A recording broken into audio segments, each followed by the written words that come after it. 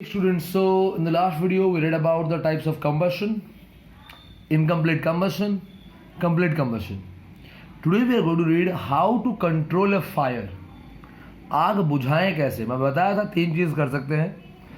Supply of oxygen cut करो, fuel को कम कर दो, या टेम्परेचर को इग्निशन से नीचे रख लो. हो गया. बट हर जगह ऐसा नहीं हो सकता.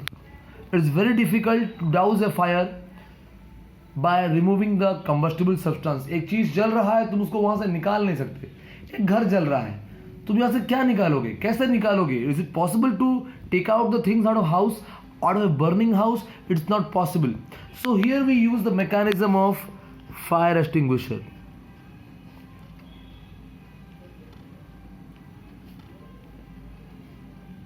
Clear? So what is fire extinguisher? No, it is an instrument which is used to douse the fire. Douse मतलब बुझाना. Okay? ऐसा बहुत सारा फायर एक्सटिंग्विशर है. मैं तुम्हें 2 तरह के बारे में बताने वाला हूं. बुक में शायद एक तरह का दिया है. कार्बन डाइऑक्साइड, फॉर्मूला है CO2. Compressed carbon dioxide fire extinguisher. Okay, one kind of fire extinguisher is compressed carbon dioxide fire extinguisher. So the fire extinguisher have compressed carbon dioxide, okay, and we know that carbon dioxide does not support burning. When we press the nozzle or the handle of that fire extinguisher, okay, here this one, please check out this one, this handle, अगर दबा देंगे इसको हम ना, the compressed carbon dioxide will come out. Okay, compressed carbon dioxide will come out, and suppose this substance is burning, ये जल रहा है अगर ना, this carbon dioxide will come out and form a blanket over it. इसके ऊपर एक blanket form कर देता है. After the formation of blanket, the supply of oxygen is cut off. जो ऑक्सीजन आ रहा था वो कट ऑफ हो जाएगा. जब ऑक्सीजन नहीं आएगा तो ये जो सामान अंदर जल रहा था ये और नहीं जलेगा. क्लियर? ये पहला टेक्निक है. The first technique says that carbon dioxide is what? It is a extinguisher of fire. It does not support combustion. Clear? Now what happens when we press the handle or press the nozzle? All the carbon dioxide will come out and cover the substance like a blanket, or cover the fire like a blanket. Due to this, contact between the fuel or the combustible substance and oxygen is cut off. ये टूट जाएगा connection. अंदर जो fuel है या जो भी तुम्हारा combustible substance है, इसका ऑक्सीजन के साथ कॉन्टैक्ट जो है टूट जाएगा और फायर बंद हो जाएगा, कंट्रोल हो जाएगा. क्लियर? डन. दूसरा प्रोसेस क्या है? ये जल तो रहा है, मतलब इसका टेम्परेचर काफ़ी हाई है, हाई टेम्परेचर. ठीक.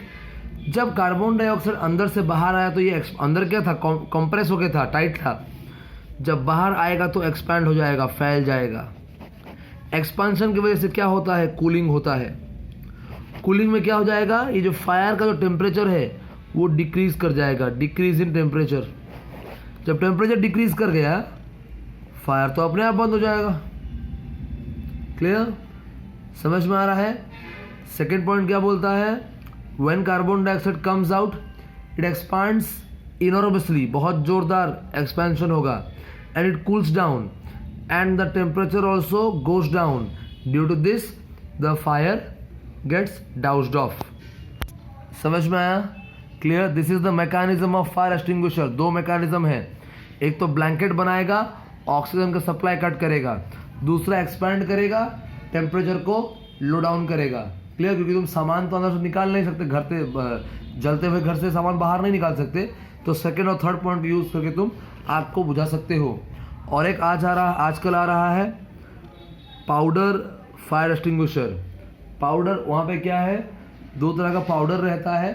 वो मिक्स होने पे कार्बन डाइऑक्साइड प्रोड्यूस होता है. एक पाउडर, एक लिक्विड रहता है. ठीक है? वो एक नया वो भी यूज़ नहीं हो रहा आजकल, तो ऐसा देखोगे तो. क्लियर? बुक में ये दिया है, ये मैकेनिज्म से जाना बेटर है. Clear? One more thing, basically when we see fire, okay, we put on water, हम वाटर डाल देते हैं फट से, छोटा मोटा आग देख के, लेकिन हमें ध्यान देना चाहिए कि every time water can not douse the fire, because suppose अगर दो केस दूंगा, अगर सोचो the fire is due to electrical short circuit, अगर इलेक्ट्रिकल शॉर्ट सर्किट हो रहा है, अगर तुम पानी डालोगे तो तुम्हें ही लग जाएगा झटका, okay. If the fire is due to electrical short circuit and you put on the fire, you may get electrocuted, okay, electrocuted, what do you mean by electrocuted? झटका लगना, तुम्हें ही इलेक्ट्रिक शॉक लग जाएगा अगर इलेक्ट्रिकल वायरिंग में कुछ circuit में problem है और आग लगा है और तुम पानी डाल दिए तो, because water is a good conductor of electricity, clear. तो जब इलेक्ट्रिकल शॉर्ट सर्किट से पानी अगर आग लगा है तो पानी मत डालो। दूसरा चीज़, अगर पेट्रोल, डीजल, केरोसिन या कोई दूसरे ऑयल की वजह से आग लगा है तो वाटर कोई काम का नहीं है, क्योंकि वाटर का डेंसिटी ज़्यादा है। सोचो यहाँ पे आग लगा है, ये पेट्रोल है, आग लगा है, तुम पानी डाल दोगे, water is heavier than petrol, तो पानी कहाँ जाएगा? नीचे रह जाएगा पानी। पानी नीचे है, ऊपर पेट्रोल है, पेट्रोल जल रहा है, कोई फ़ायदा नहीं है पानी डालने का। समझ में आ रहा है? No no no advantage of putting up the water into the fire. तो ध्यान रहे, अगर फायर ऑयल से लगा है या फिर अगर इलेक्ट्रिकल शॉर्ट सर्किट से हुआ है तो पानी मत डालना, clear. You can use sand also, तो तुम्हें तो पता नहीं चलेगा फटाफट, क्योंकि जब आग लगता है दिमाग काम नहीं करता, सोचने का समय नहीं रहता, क्लियर। हड़बड़ी में लोग पानी वानी डाल देते हैं, लेकिन ध्यान रहे, whenever a fire is there, if it is a bigger size fire, remember put on fire extinguisher. Fire extinguisher use करो, सबसे बढ़िया चीज़ है, रिस्क कम है। अदरवाइज चाहे तो सैंड यूज़ कर सकते हो, पानी यूज़ मत करना। हाँ, छोटा मोटा चीज़ है तो पानी यूज़ कर सकते हो, अदरवाइज नॉट रिक्वायर्ड, क्लियर। और कोई इंसान जल रहा है तो उसको पहले ब्लैंकेट से लपेट लो, बेटर रहेगा। पानी डालोगे तो उसका मसल का जो सेल है वो बहुत जल्दी ख़राब हो जाएगा, क्योंकि आग लगा है यानी मसल से इसका टेम्परेचर काफ़ी ज़्यादा रहता है। ऐसे में तुम ठंडा पानी डाल दोगे, अगर डाल दोगे फटाफट, तो मसल सेल्स पूरी तरह से श्रिंक और डैमेज हो सकता है, चांसेस है। सो पहले उसको ब्लैंकेट में लपेट लो, रैप कर लो, उसके बाद तुम उसे जो ट्रीटमेंट देना। और अगर कोई इंसान जल रहा है, remember doctor consultation is the must. Blanket wrap करोगे, फायर अगर बंद हो गया उसको सबसे पहले डॉक्टर के पास लेके जाओ, कितना इंजुरी हुआ है वहाँ पे चेकअप होगा, then only the doctor will handle the case better, clear. Okay, done. 2 question का आंसर मैं दे दिया पूरा कि what is the mechanism of fire extinguisher and in what cases we can not use water, in what case of fire we can not use water. 2 case है, पहला तो electrical short circuit से fire हुआ है तो मत use करो, दूसरा ऑयल से हुआ है तो मत यूज करो, clear, done. Okay, now let's move on to flame. What is flame?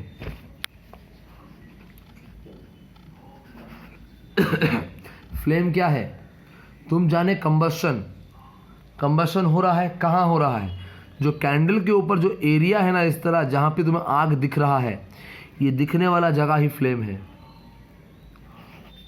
Clear. The region of combustion is called flame. जहाँ पे कंबशन हो रहा है वही फ्लेम है, क्लियर। यहाँ पे क्या कंबशन होता है? Combustion of gases material, mainly ये गैसेस मटेरियल का कंबशन है, clear. Flame is the region where combustion of gaseous material take place. कौन सा गैस होगा? ऑब्वियसली ऑक्सीजन ही होगा, क्लियर, समझ में आ रहा है? So the region where combustion of gaseous material takes place with the evolution of light and heat. Okay, I'm repeating it. Flame is the region of combustion, region of combustion of gaseous materials. Okay, due to this combustion, heat and light is produced. Clear? Heat और light दोनों produce होता है. Done. Okay, तो flame कौन कौन produce करता है ये जान लो। जितना भी गैसियस फ्यूल है ना, जितना भी लिक्विड फ्यूल है, ये दोनों फ्लेम प्रोड्यूस करते हैं। ओके, सब के सब, all liquid and all gaseous combustible substance और fuel produces flame, but remember one thing that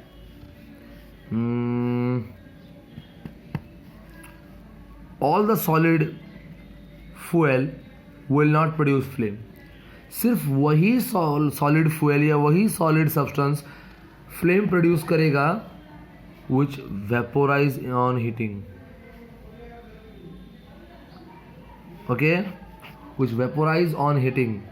camphor देखे हो, कर्पूर, वो जल के वेपोराइज होता है। क्लियर, समझ में आया। दूसरा आता है तुम्हारा वुड।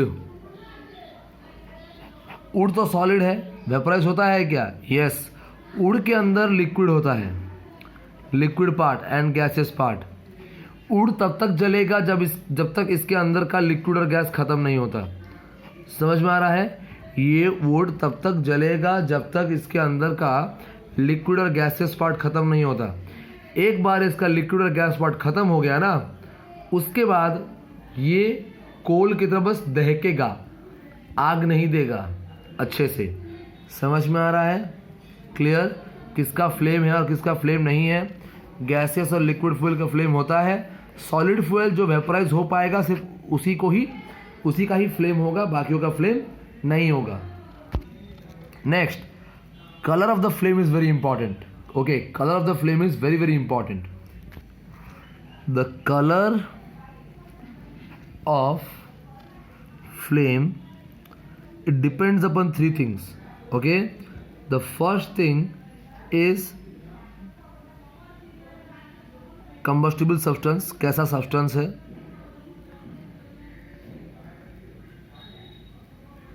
क्लियर।